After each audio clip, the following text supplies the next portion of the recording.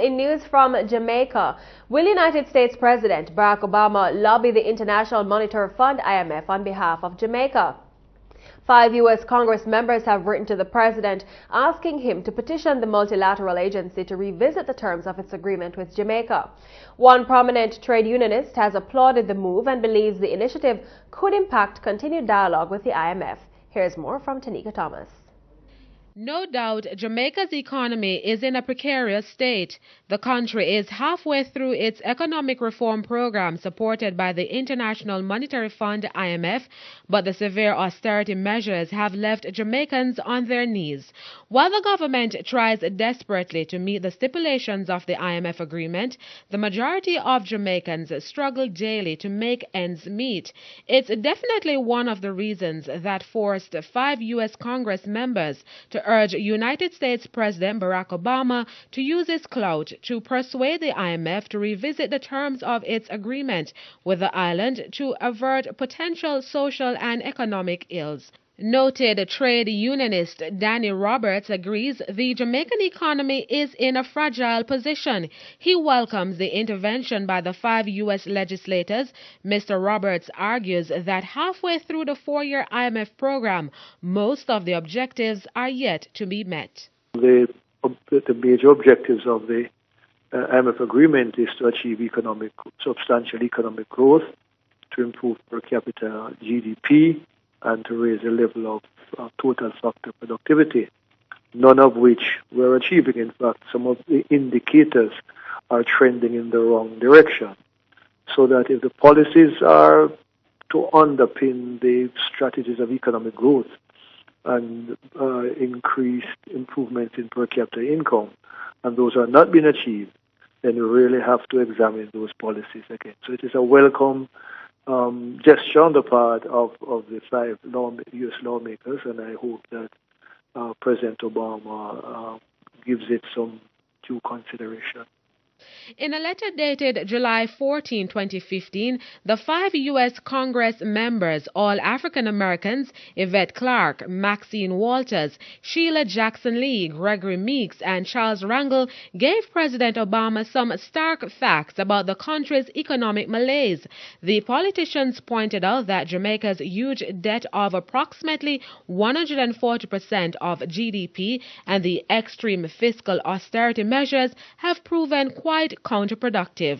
Another sticking point has been the primary surplus of 7.5% of GDP, which the island must maintain for the life of the program. Economists say it is the largest target in the world, and it's just one of the terms the U.S. legislators are asking to be relaxed. The economists generally argue that a primary surplus in excess of 4% is onerous. There is no rational or economic reason as to why Jamaica's primary surplus ought to remain so onerously high.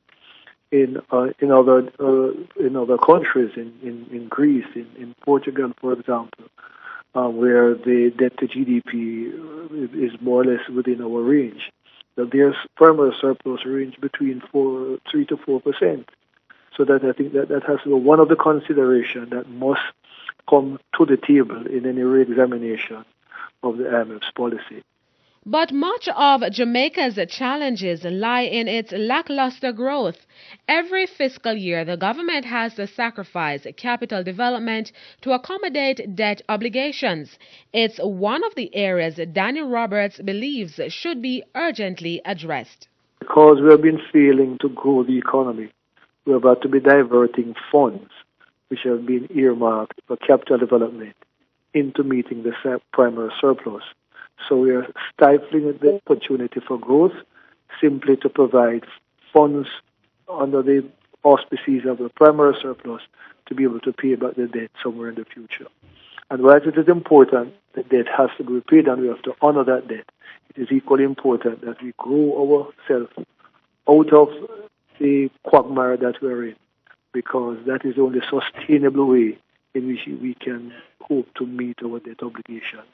So the question stands, will President Obama make an appeal to the multilateral agency on behalf of Jamaica?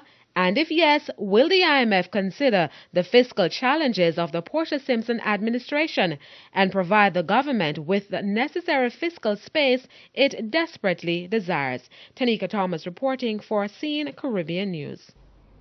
Meanwhile, opposition senator and president general of the Bustamante Trade Union BITU, Senator KAVAN says he has no problem with the government petitioning the IMF for time to meet existing conditions. However, he argues that simply asking for more time will not help the government if it doesn't have a credible growth plan.